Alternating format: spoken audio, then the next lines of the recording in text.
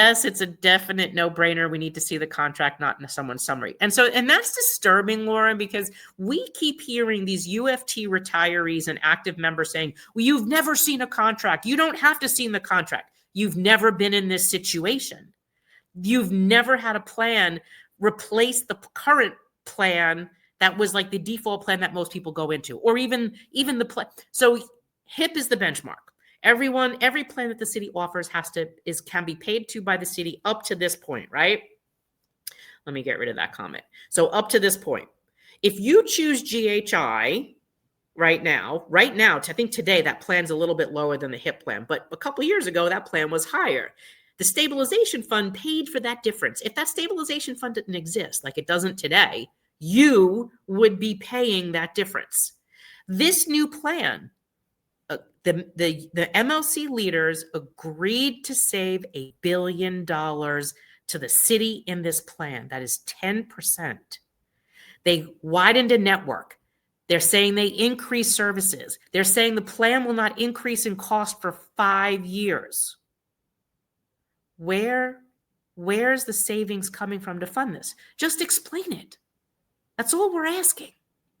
Show us the network, show us the prior auth, show us the formulary, and show us the funding agreement. Because what happened in the 2018 MLC agreement? They said that they would save $600 million. They never said how. They decided to force retirees into MA. When the court stopped that, they had no funding. And these lame morons never went back to do a plan B. What should we do next? Because they didn't want to pay. And most of the other options were paying something or giving something back. So if they couldn't get it out of retirees who were no longer in their unions and didn't really vote for the rest of them, other than like 1 or 2 unions, didn't make a difference. They weren't going to do it. They kept fighting to get the money out of a retiree who no longer had a say on their union contracts. When the savings didn't come to fruition and there was no money going into the stabilization fund and they refused to come up with another plan to fund it, it put the stabilization fund into bankruptcy. There was no money. It's empty.